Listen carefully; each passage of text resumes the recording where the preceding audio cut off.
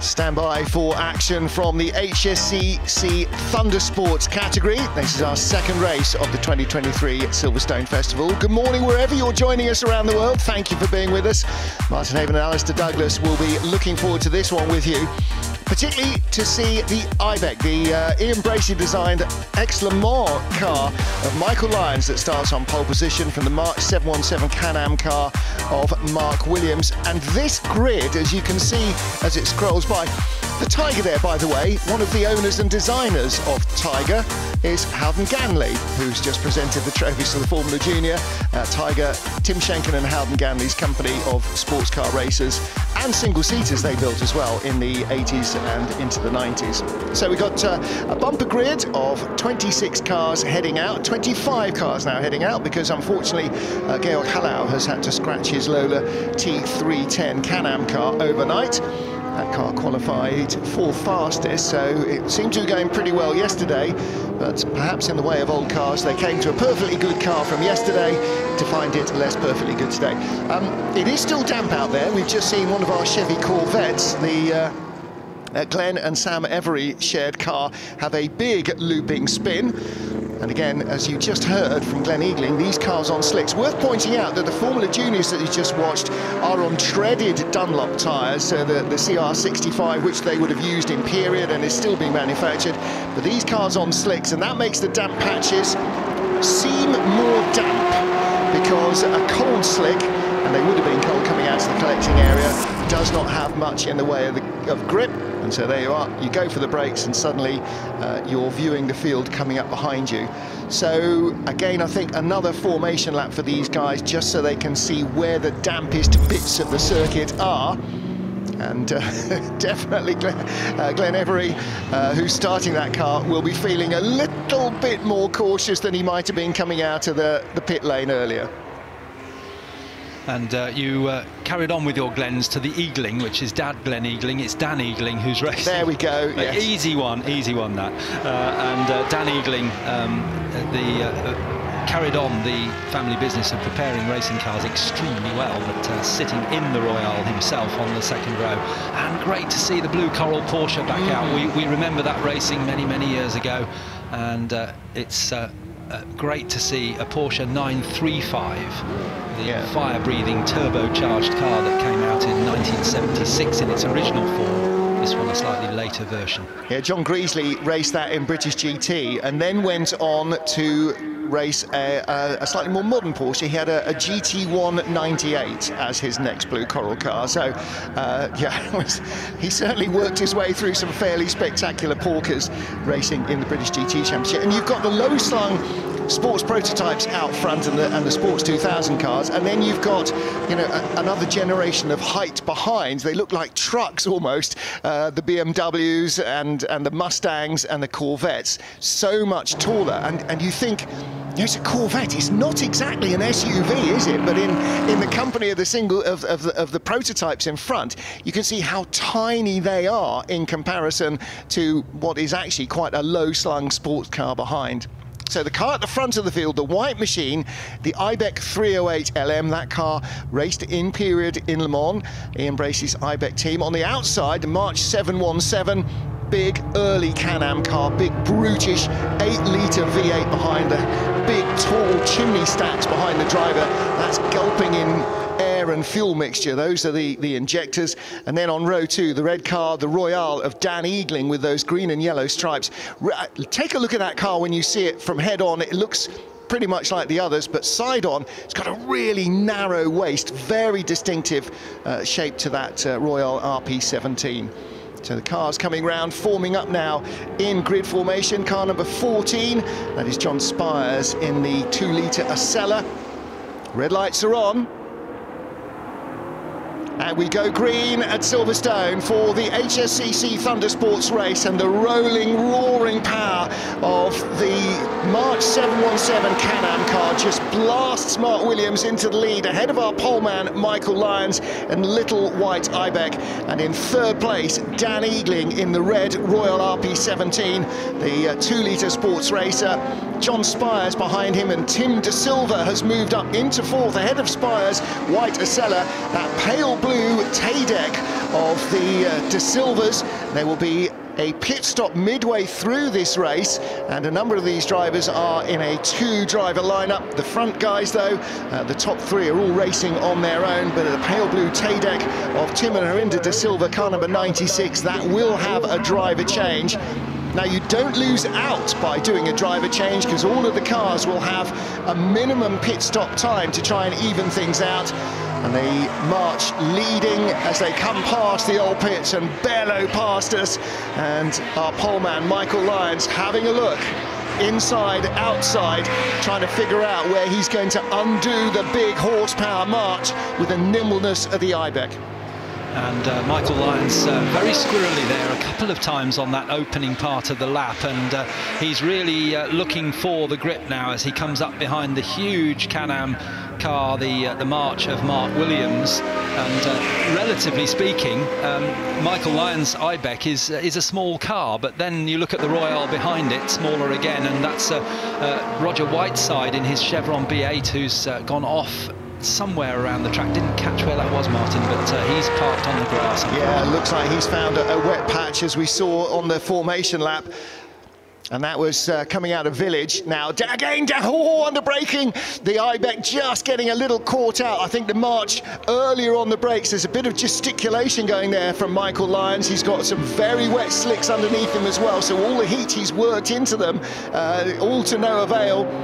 And having another wave at Mark Williams. I don't think there was anything intentional by Mark Williams, not a brake check or anything, but I think he caught Michael Lyons out. Lyons was looking to go around the outside, and suddenly the march was stationary in front of him, and so he had to take avoiding action on the grass. He's giving him the big scroots, though, isn't he, at the moment? I think Mark Williams may have been slightly oblivious of that. You can see the mirrors on the blue march. I don't think they really showed him, and yeah, straight through goes the Ibeck. Michael Lyons with his tail up suddenly finds another gear, if you like. Maybe Mark Williams just allowed him to go by there. The Royale in third place, Dan Eagling, he'll try and get on terms with them. His last lap was a 2 minute 9.2. These guys circulating in 2 minutes 5.5 and 5.8, so they are going substantially quicker than the third place Royale.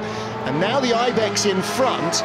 Can Mark Williams unleash the Can-Am March's power down the straight to rein in a very fired up Michael Lyons? And you can see on the front of Michael Lyons' Ibeck the set of headlights and spotlights that would have been fitted for the 24-hour race at Le Mans. Well, actually, when you get a side view as well of the car, you can see the scrutineering patches from Le Mans as well. So the ACO patch is just behind the rear wheel arch.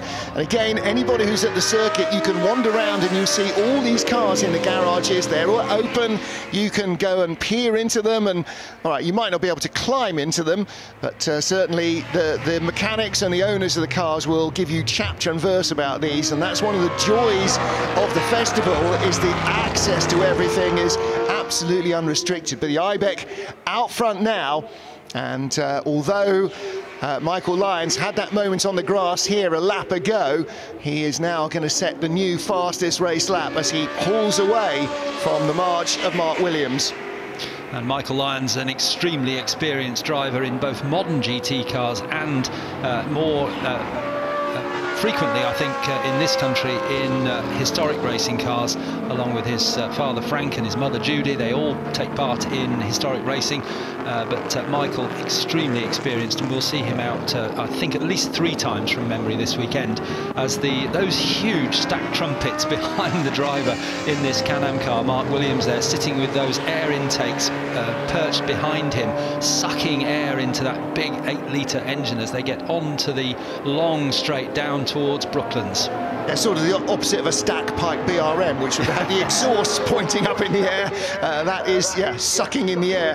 But this Ibeck Le Mans car, there you go. You can see the blue and yellow stickers on the side of the car that were applied in period at Le Mans to prove that it had passed through scrutineering.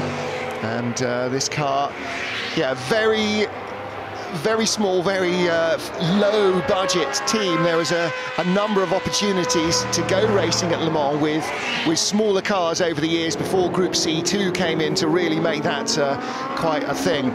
So Dan Eagling in third place, Tim De Silva in fourth in the pale blue Tadek, looking at a little bit further back. That's the earlier Royal RP6, which has had RP17 bodywork fitted to it. Mark Williams had a spin in the big Can-Am car. Gone off in the march. And that's at the loop. He looped it at the loop. Beckett's, I think it was. Right, okay. Yes, so Beckett's. Coming into the Beckett's S's. Yes, as he now recovers through Chapel. And the leader coming up above, yes it was, leader, and there's the Tadek behind. Now he's had a big spin in the moment on the grass, and there is the fourth place car catching him, and now he leaves that behind. And John Spires behind them in the white Acela. Again, the Acela, a 2-litre sports racer, up against the 8-litre March. And it's Can-Am power unit. And Tim De Silva starting the Tadek. He will hand over to Harinder De Silva midway through the race. And John Spears will hand over to Nigel Greensall in the race as well, at the pit stop in the Ozella, the white car. Not a name that's terribly familiar in the UK, but Ozella, the manufacturer of many, many sports cars over the years, and they are still very popular in the European Hill Climb Championship, which is not like 1,000 yards up Shelsley Walsh. They are 10 and 11 kilometre climbs up mountainsides. Yeah, a few frantic miles. Now here's a combination you don't expect to see: a Corvette Stingray ahead of a Porsche 935, but that's exactly what we've got here. Simeon Chodos, the Chodos family has long been associated with racing American muscle, particularly with Dad Bernie. So Simeon Chodos in that gunmetal grey Corvette Stingray, and behind is the Porsche 935, the blue coral car, and they are battling for 17th place. And up behind comes the Mustang, the red, white and blue Mustang of Rupert West, who will hand over to Richard Hodgson. So the 935 does not look like it is necessarily giving of its very best at the moment. Again, the G-Force logos there, John Greasley's race team. That car will have raced, I guess, early 2000s in the British GT Championship, before he got his GT1 98 Porsche. And the 935 launched by Porsche in a much slightly different shaped bodywork, less enveloping, but 1976 here at Silverstone in what was then called the 6-hour race and became the 1,000 Ks, and but 6 hours it was, not a kilometre distance. And unfortunately that car broke its clutch on the start line, on the grid from pole position. Took them an hour and 20 minutes, I think, to change it, and then Jochen Mass and Jackie Ickx drove the wheels off it for the rest of the race. Obviously couldn't get a good finish, but was a fabulous sight. So this is a 50-minute race, and some of our races have slightly antediluvian pit regulations, longer or shorter stops depending on the type of car you have. Alistair is all over those, so I haven't, knowing that Alistair is all over those, I haven't looked at them. But for the viewers at home, and definitely not for me, what are the regulations for the pit stops in this race? Well, this one, yes, the Historic Sports Car Club do publish their regulations. Cameron, our assistant today, is trying to find out the regulations for other races, but this one, pit window will open at 15 minutes. It will remain open for just 10 minutes, 15 minutes into the race for 10 minutes, and every car must stop for a minimum of 60 seconds stationary. But using the national pit lane, there is a 20.2, to be precise, second in and out time to make sure you don't break the speed limit, which is 60 kilometres an hour. So a total stop time of 80.2, pit in to pit out. Yes. So, and that's straightforward. So all cars in all categories, because basically Thunder Sports is run what you brung, double take the hindmost, they all have the same pit stop. So there, John Spires, you can see, right behind the little blue Curie Filippinetti machine, the Gitin livery, and that is the car that is currently in fifth place. John Spires starts that car with Nigel Greensall. Greensall sharing everything that John Spires is racing here, and almost everything that anybody else is racing as well. Nigel Greensall is a name that you'll hear a very great deal over this weekend, because he is partnering a lot of drivers in a lot of cars. which is a bit of a skill in itself, because he'll be jumping from a little 2-litre sports car to some huge behemoth of a closed GT racer, and also the only thing he's not sharing is any of the single-seater racing. So you can see that there's a lot going on. There is the Tadek, and Tim De Silva just sneaked by Mark Williams a little earlier. Williams got back by on the straight, but De Silva in that little Tadek. Again, in the tight and twisty stuff, the vastness of the March, not quite up to the nimble 2-litre cars, but it does have that horsepower advantage down the straight. And this is so often going to be repeated this weekend, small and nimble versus big and brutish. You'll see that in a lot of our touring car and GT races. And there's the pit board out for our race leader, Michael Lyons. Another fastest race lap. Do you remember when I said that they were in the 2-minute 3s and 4s, and the rest behind were 2-minute 7s and 9s? He's just gone round in 2 minutes 0.6 seconds. So Michael Lyons getting quicker and quicker, and again the March just steams by down the straight. And again, we'll see a lot of big American muscle doing that against smaller engined opposition, only to lose out immediately in the twisty stuff. Both British manufacturers on screen now, the March and the Tadek. Tadek probably not as well known as the March to those of you that follow racing. Tadek built in Keighley in Yorkshire, and very small run of cars, and built by a man called Tommy Clapham. But the March, much more widely known, and they produced cars in many, many different formula, right from Formula 1 through to what we're seeing here, the Can-Am car. So this car now in 10th position. You are looking at car number 22, which is Gwyn Pollard and Rob Wainwright's Royal RP6/17, so a very upgraded early Royale sports racer, and that car has made up a dozen places on the grid. I think it may be Gwyn just solo in this race. We got a note just beforehand. Perhaps Rob won't be driving, but we'll see at the pit stop whether they change drivers. Well, it started in 25th position and is now currently in 10th. So having a pretty entertaining time. No wonder he doesn't want to give it up to anybody. We have had a pit caller. The red and white Corvette that you remember spun on the formation lap has come into the pit lane. The pit lane not yet open for driver changes. Or is it? Because in fact there are 2 cars in.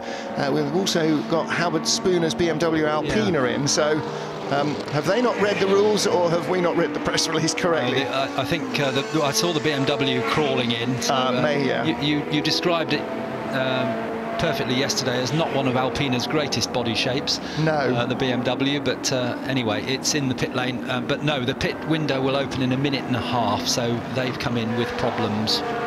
We just saw a shot a moment or two ago, Ross Hyatt in his Lola T70 Mark III, car number 70, but again looking here at the March of Mark Williams in 3rd place, car number 3, and again he's used the last lap to open up a little bit now, a little bit prematurely again into the pit lane. Ian Rowley and Stuart Olley's Tiger.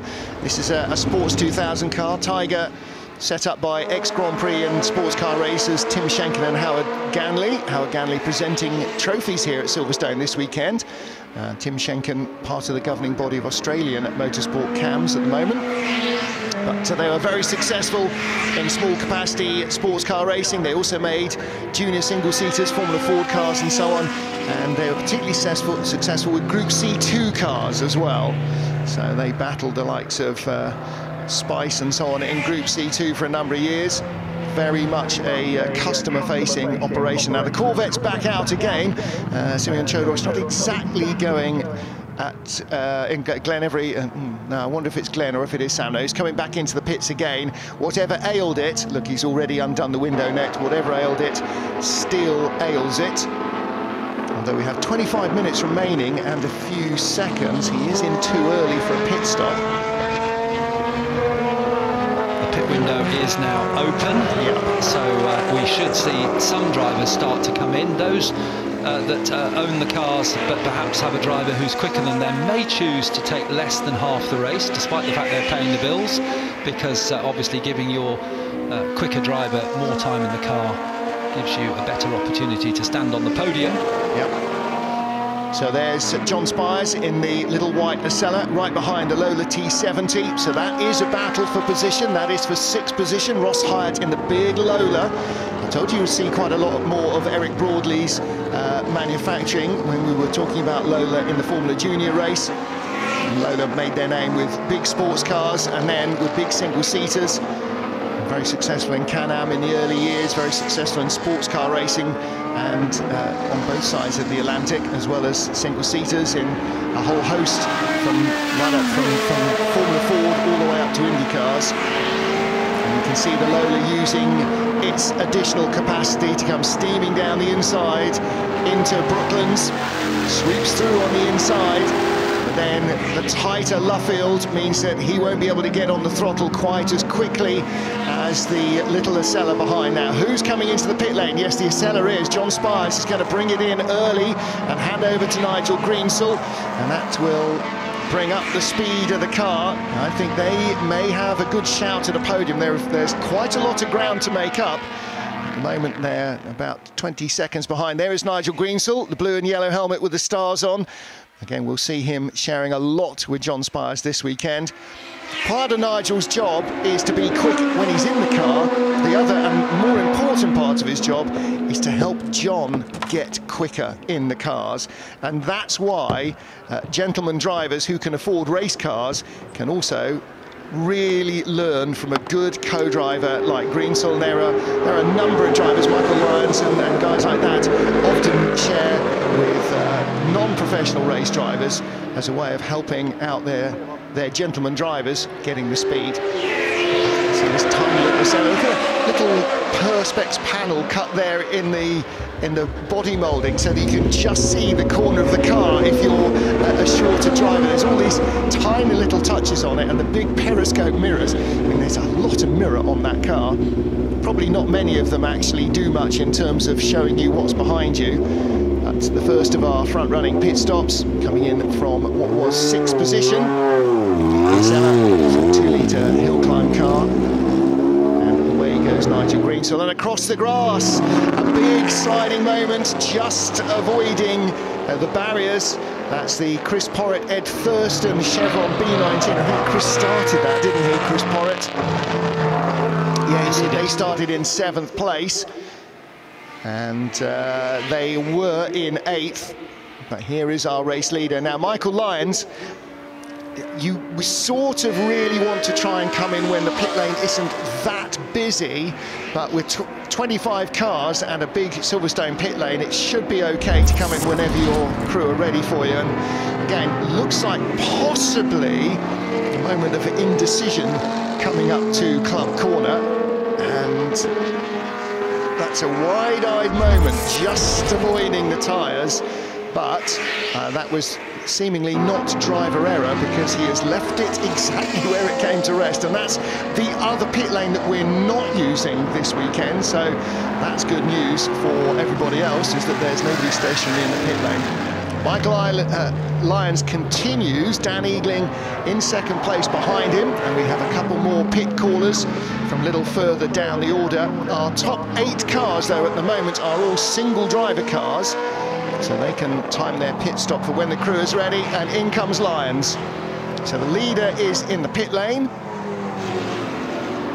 And as you can see, he's not alone, comes in behind the blue Coral car. Now, once you're in the pit lane, you're both limited to 60 Ks, but the blue Coral 935 was coming in quite a lot slower and is get out of my way. So clearly, the blue Coral's Porsche driver, blue Coral Porsche's driver is not going quite to the 60 Ks, and Michael Lyons doesn't want to lose another second. It's unusual to see Michael so frustrated. He's such a calm driver and quick, but yeah, that's understandable because you don't have to be doing 60 Ks until that line where you saw the board, and any speed you're doing lower than 60 Ks up to that point, you're losing time. So he's very keen to get that car back out. Tiffany Dale's name on the car there. And Tony Trimmer and Ian Bracey. Yeah, IB, the IB in Ibec, Ian Bracey. Yeah, Le Patron. So, great looking car. Now, Michael Lyons did have more than a fraction in hand. He was 53 seconds ahead of 2nd place Dan Eagling. and he was lapping 5 seconds a lap quicker than anybody else. There you can see the Vancatcher du Mont scrutineering sticker, Group 6, 2000cc. So that was the category in which this car was entered at Le Mans.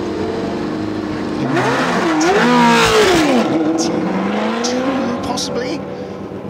So I'm taking a wild stab. Everybody else coming in now. Everybody else. Dan Eagling, Mark Williams, Tim De Silva, to hand over to Harinder De Silva. Here is Dan Eagling's car. And this car coming in from second place, the Royale. We didn't see it getting by the Williams-driven Richard Dawkins, not driving that number 3 march, but I think that was probably when Mark Williams spun the march. That is a beautifully prepared car, isn't it? It is absolutely. It's such an unusual shape as well. So narrow around the driver. Now you can't quite see it. Just pull back with the RF camera there. Just get Max to step back a little and show how narrow the car is in the middle. Look at the Ibec here, and it sort of gets a little wider. But the Royale is sort of pinched in. It's almost like they started with a single-seater and only had bodywork to cover the wheels, and the rest of it is almost single-seater width. Whoa! Well, Michael Lyons got eased onto the grass by Mark Williams' march on the opening lap, and it does not look like the fury has left him yet, does it? And as you say, he's normally such a quiet-spoken man that, okay, he's just really in a bit of a state of high dudgeon. Maybe he's had, one espresso too many this morning. There's Dan Eagling out in the number 2 Royale. So at the moment, it is Ross Hyatt who leads the race in the Lola T70 car, number 70. That has not yet stopped. So he's not stopped, nor has the number 22, Chris Pollard, Rob Wainwright Royale RP6. That's the white car with the red and blue stripes up the centre of it. But the march has, bearing the name of its period driver, Helmut Kelleners, whose son Ralph, also a very successful sports car racer in his time. But Helmut Kelleners made a big international name for himself in sports car and endurance racing. I didn't realise that he'd raced Can-Am marches, sort of associate him more with Porsche. So here is the 6th place car. This is the pale blue Tadek of Tim and Harinder De Silva. Harinder now at the wheel. They have stopped, haven't we? We did see him coming. Yes, we did. So that is battling with the car of, that's Richardson behind, isn't it? Yes, it is. Yeah, the car number 29, the Lola T290 of Mark Richardson, who's just driving solo. So you could say there's a small advantage to solo drivers in that they know the track conditions, but no doubt the first driver will download information to the second driver just about where there might be any damp patches. Although I have to say the track, as Dan Eagling was saying, he thought the track would dry out very quickly, and I think it has, hasn't it? No matter how many Formula Juniors you throw at them at the track, it's not going to have a very great drying effect because the tyres are so tiny. These cars, guys with their bigger, fatter slicks, will have a bit more of an effect. And you just saw Harinder De Silva drift out wide, out of the loop and run over the curbs. And through has gone Mark Richardson. So Richardson moving up in the little Lola. It's a battle of 2-litre cars as they go by the red Chevron. So putting a lap on one of the Chevrons, that's kind of a 27. John Sheldon, Chevron B16. John Sheldon racing at Le Mans at the same time that the Ian Bracey Ibec that leads the race was competing. So John Sheldon had a long and successful sports car racing history and still racing now into what must be his 8th decade, I'm sure, John Sheldon. His late 70s is his age now, so yes. Well, that is his 8th decade, isn't it? That's right. Yeah. When you're 80, you start your 9th decade, because you've done 8. That was a good stab in the dark. No, don't. Yeah, you don't have your first birthday until you're a year old, not when you're born, so... No, just thinking that means I'm in my 7th decade. That's not great. I'm still in my 3rd. The final pit stop's just being made. In fact, that is the last car who's just come into the pit lane underneath us, making its last stop. So the only cars that have not stopped aren't going to stop because they're no longer running. Looking here at Ross Hyatt, and right behind him, closing in, is the little white 2-litre Acela of Nigel Greensell. Now, to give you an idea of the power disparity, the Lola T70 has a 5-litre Chevy V8 and a 2-litre engine in the little Acela behind it, so giving away probably a couple of hundred horsepower comfortably. Nigel Greensell, he's going to have to make up in the twiddly bits what the Lola can do in the straight bits. And that's the challenge that you take on when you bring a 2-litre car. It's like bringing a knife to a gunfight, but quite often the knife actually undoes the gunman. As it has done there. As you said, that perfect timing, although the gunman's coming back through the left-hander of the loop. Nice move there from Ross Hyatt, who himself is a very, very experienced driver over many, many years in sports cars and open-wheel cars as well. And he said to Nigel, "Thank you, I'm going back through." Yeah, Nigel had to really open the steering there and just kind of a big extra braking effort, and there's not usually much extra braking left when Nigel's driving a car, so he knew that Ross was in the inside coming into the loop and that the likelihood was that he was going to stay there. So again, gather up your thoughts and have another go. Now the real problem is, as they get out of Luffield, they come onto the pit straight and that Lola will extend its advantage. However, he will be on the anchors coming down into Copse Corner, and Nigel will have a tiny lift and then hard onto the throttle and drive the little 2-litre car in behind. Here comes our race leader though, so this is Michael Lyons coming up behind the battle for 6th position. And they have all made their requisite pit stops, so that is how quick he's going. Remember when I said he was doing 2-minute 3s, and then I said, oh no, he's doing 2-minute 0s? Michael Lyons last lap, 1:59.2. So if you want to beat Michael Lyons in a race, do not ease him off onto the grass. This would be rule 1, I'm afraid. He is absolutely flying. And to give you an indication of how quick he's going, the cars he's chasing, Ross Hyatt's last lap was a 2-minute 9, and Nigel Greensell's was 2-minute 7.0. And our race leader there, Michael Lyons, closing in on them, 1:59.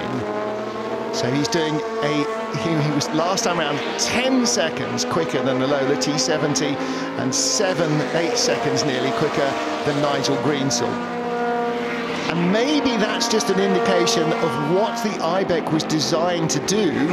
It is a 2-litre car, but it wasn't designed for brief runs up hills or 20 lappers. It was designed to go day and night on the fastest circuit in the business at Le Mans. So it's designed to carry a lot of speed a long time. And I'm sure it hasn't got great long Mulsanne straights. And Nigel Greensell pulls off the Acela, slowing right down now. He's looking down in the cockpit. Is he rowing through the gears? I think he might be, and I wonder if that's possibly what happened the last lap when Ross Hyatt came back underneath him. Nigel seemed to drop back quite a long way, and now he pulls off just before he gets to the pit lane. So the race leader is through now past Ross Hyatt and has lapped everybody up to and including 6th position. And that's the mark of a really professional driver who knows his way around circuits. He found a place to pull the car off, so there won't be a need for a brief, maybe yellow flag, just to push him behind the barriers. But it won't mean that that car is sat at the edge of the track. Very, very professional driving. But a shame for Nigel Greensell and John Spears, the owner of the car, because that was making its way up, wasn't it? Yeah. Now, Mark Williams in 3rd place still in that big blue march, but 4th place now is car number 29, and that's the white chevron, white Lola rather, with the red and blue stripes, and Mark Richardson. No, it's not, that's the blue Lola of Mark Richardson. So I was looking in fact at another car further back. So Richardson in 4th place. Coming towards us, car number 2, Dan Eagling in the Royale. And then you can see the big Can-Am M1 McLaren behind him. And for those of you here at the circuit, standing at the bottom of the Hanger Straight on the approach to Stowe Corner, the fastest car past you in this race so far has been Mark Williams in the big blue Can-Am March. 170 miles an hour. 170 miles an hour is what you're seeing on the Hanger Straight. I said Can-Am McLaren M1. What I really meant, of course, was Lola T70, the open Lola T70 Can-Am car that we saw in the background of the last shot. Here's the closed coupe, Mark 3B. And these cars you could fit with pretty much any big capacity engine. Lots of them had Aston Martin V8s, Chevy V8s. You could, yeah, if you were a particular fan for some reason of an Oldsmobile or a Ford, I'm sure Eric Broadley would have done a conversion kit for you to make them fit. And there is the Tadek, the pale blue 2-litre sports car. That is in 4th place, and the leader's gone by him as well now. Ross Hyatt in 5th. So Ross Hyatt moving on. And as you say, coming into the car halfway through the race, you've then got to get used to how the car feels, where any damp patches may be on the track, the state of your brakes and your tyres and so on. But if you've been in the car right from the beginning, you don't have to get used to it because you're the one that's already worn it out. So you often come up to speed even quicker after the pit stop than the best of the stopped drivers, and that's an advantage. Into the pit lane now, this car of Mark Richardson slowing down. So the Gitane car coming into the pit lane. He just lost a spot and now back into the pits, and that will move up into 6th place. Gwyn Pollard and Rob Wainwright's Royal RP617, the car you're looking at now. So he's moved up the order. Gwyn has stayed on board, so as we had a late amendment there that Rob wasn't going to drive this car, looks that's the case. It's a great looking car. I'm now trying to identify with that, the red and black stripes, who I associate that car with, and it's like most things, I'm afraid, it's completely escaped my memory. Again, that's a great looking car. And if you think of the red car of Dan Eagling, that cutaway in the centre is even more evident when it's white. It's just so narrow-waisted, and that's, of course, to allow plenty of airflow into the rear radiators and cooling ducts. It's a great-looking car. And a faster lap for Michael Lyons than even the one you mentioned earlier, now of 1:59.0 for Michael Lyons, 1:59.0 and a bit of change. Set a couple of laps ago. Yeah, fastest race lap.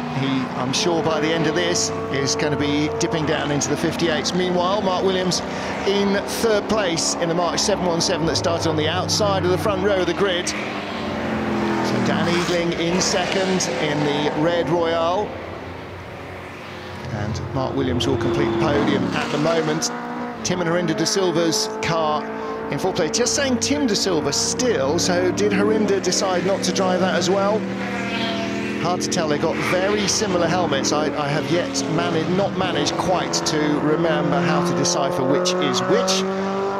This is Mark Williams. There is no Richard Dodkins driving this car today. He's a last-minute withdrawal, so Mark Williams driving it solo. So he'll probably need to lie down in a damp room after a dark room after this. That's probably a very big oral and vibrational assault on the senses, assault on the senses. Yes, we'd like you to be strapped into this 8-litre monster for 40 minutes, please. Reminds me of what they always used to say about DFV engine Formula 1 cars. If it's running rough, that's fine. If it smooths out, turn it off and park it, because that's when they're letting go. So it's exactly the opposite of what you'd ideally want in a racing car. Of course, you want it to be fast, but you don't necessarily want it to shake your fillings out at the same time. And this, the De Silva car, as you say, it looks like Tim's decided to take the wheel for the whole of the race. Could well be. The family car, the Tadek. So we'll see that twice. You can see it's racing here as number 96, and the number 2 that's crossed out with a bit of gaffer. When you see it later on this afternoon in one of our other, or today, this weekend, in one of our other sports car races, the gaffer will be over the 96 and it will run as car number 2. So there are a number of cars, particularly in the touring car categories as well as in the sports car categories, where you can do double duty with a car that fits a number of different race formats. So they're getting their mileage out of that car as well. And the battle for 4th place is starting to hot up, because the behemoth Lola T70, car number 70 right behind, that is for 4th place. Ross Hyatt closing in on Tim De Silva. De Silva's going the long way around the Chevy Corvette. And the place changes. Wow, didn't go the long way round successfully, and through comes the Lola. Ross Hyatt taking the opportunity to dive straight through.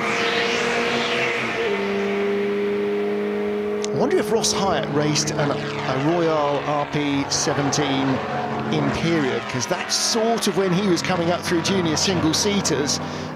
Not sure if he ever did Sports 2000. That's possibly a slightly esoteric question that we'd have to ask him personally. Only Marcus Pye would know, or Bruce Jones, or Stuart Dent. So there's a few people who've got that encyclopedic knowledge of all of that stuff. I was just a bystander that it whizzed by, but Ross Hyatt certainly was coming up through the junior ranks when Royale were in their pomp. However, he is now in this big Lola, and again you can see the Lola steaming down the straight, but tucking in underneath him comes Tim De Silva, the little 2-litre Tadek. That is an 1800cc car, so he's giving away even more capacity to the Lola. Sticks his nose in underneath. You can still, there are still considerable damp patches on what was referred to as the other end of the circuit.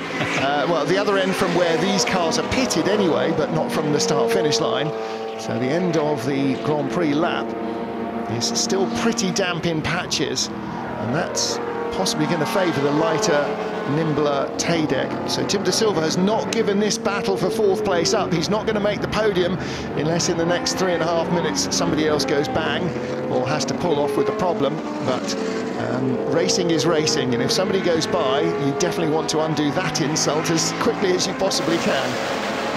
Nice battle here between, as you say, two completely different ways of making a car go quickly. One with a big V8 engine, the other one with a little 1800 Ford FVC engine. And in fact, you saw that in front of them as well, because there was a little Chevron B8 and a Lola T70, the open car as well. Now, they're just about to go a lap down on this battle, but again, a similar battle of non-likely, and this now becomes the battle for 3rd, because in the final 3 minutes, something has gone bang, or pop bang bang.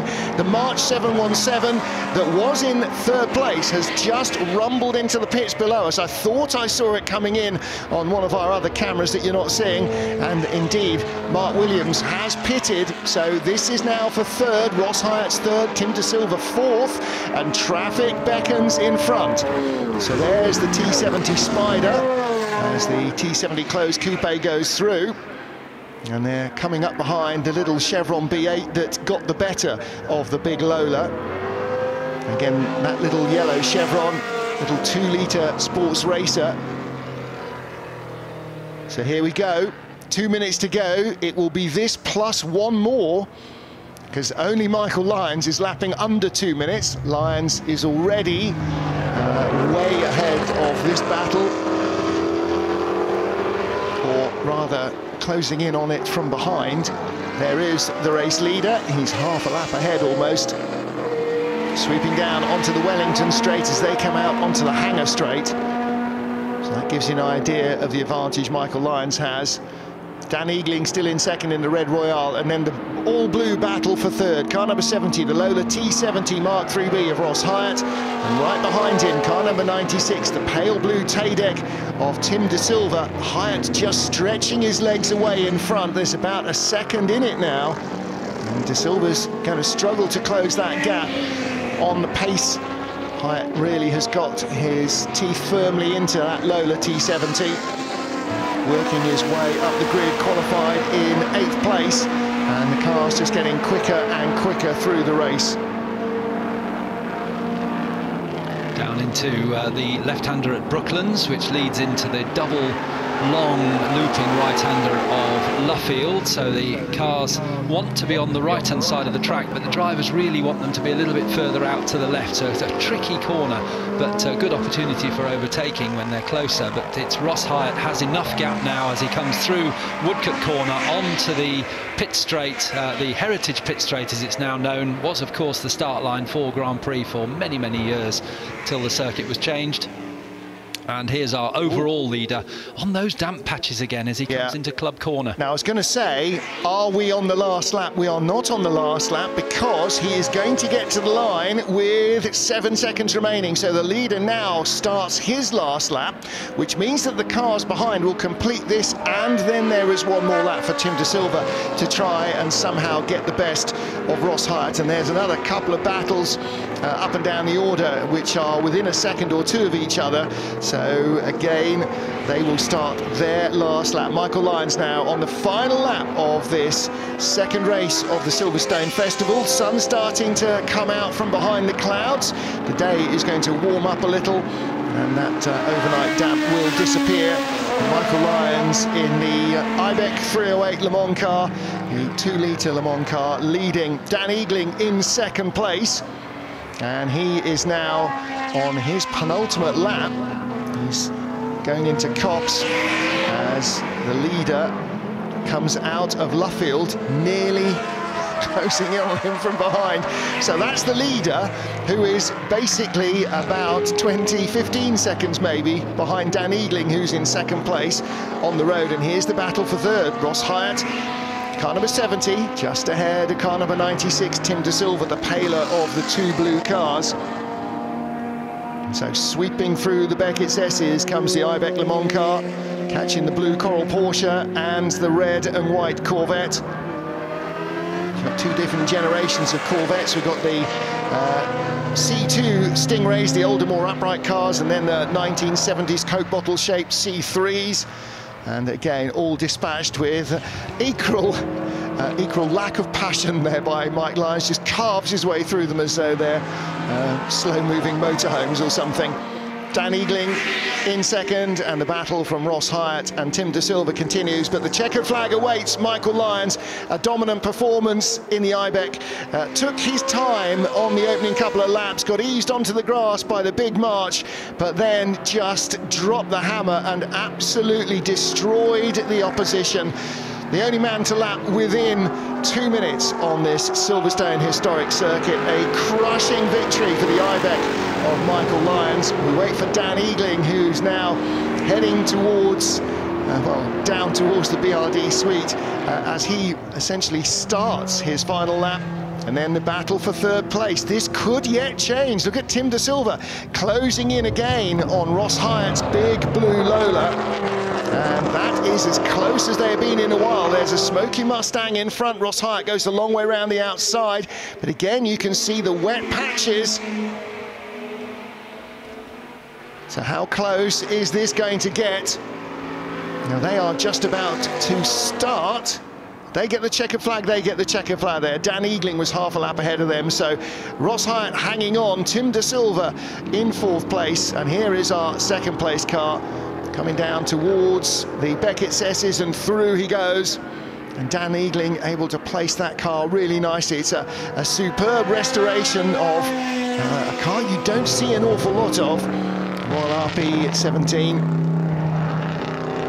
And he is the only man in the field who Michael Lyons did not manage to lap. So there's something in that as well. Not only second overall, but a really nice looking run from Dan Eagling. Great looking livery. I don't know if that is a period livery or just happens to be a nice colour scheme, but it absolutely suits the car superbly. And Dan Eagling takes the checkered flag in second place, with Ross Hyatt completing the podium in third. Michael Lyons has already packed and is ready for the next race. Hasn't actually, but he is in the pit lane and stepping out of the car. So that was an absolutely dominant victory for the Ibec of Michael Lyons. So he embraced his car, raced at Le Mans by Le Patron and by Tiffany Dell and Tony Trimmer. Will be one of Tony Trimmer's last outings at Le Mans, I think. But, fantastic race from Michael Lyons. And the little Ibec, possibly not the world's most successful car in period, but it certainly held its head up superbly well.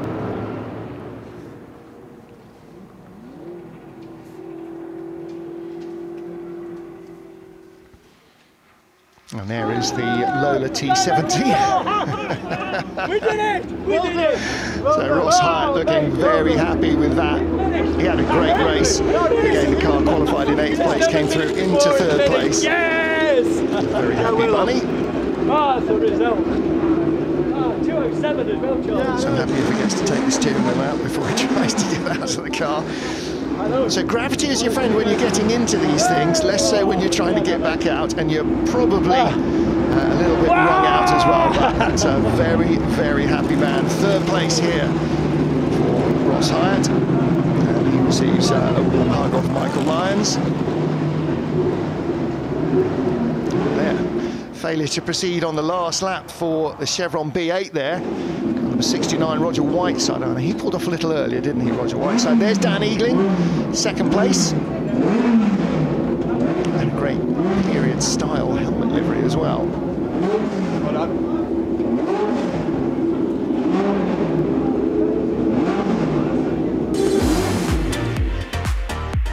Confirmation of the result of the HSCC Thundersport race, a crushing victory for Michael Lyons in the Ibec Le Mans car.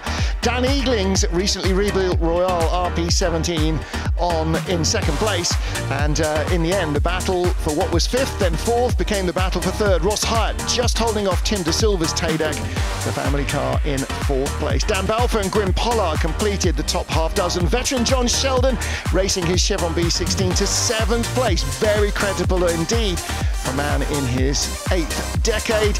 And Steve Sim and Mark Campan rounding out the top 10. Mark Williams finished the race 4 laps down in the pit lane ahead of the Blue Coral Porsche 935, and the Ford Mustang, the West and Hodson car, was the best of the sports cars as opposed to sports racers, and Roger Whiteside among the cars that didn't complete the full race distance. Thundersports has always brought the big bangers and the little nimble sports racers, and so it was here. Now, early moment on the grass for Michael Lyons trying to get around Mark Williams in the big march, and once he'd stopped gesticulating, it was clear that Lyons was absolutely fired up in the Le Mans Racing Ibec. He carved his way past the leader and raced off. Williams having a moment in the Beckett's S's, and then losing out to the Tadec of Tim De Silva, using the grunt of the big 8-litre Chevy to thunder his way back past. But it was not to last. The march didn't make it through to the end. Dan Eagling's Royale RP17 ended up a fine 2nd place, the only car not lapped by the leader. And as Ross Hyatt and Tim De Silva battled throughout for what was 4th, that became 3rd, the Lola taking it after Lyons claimed victory.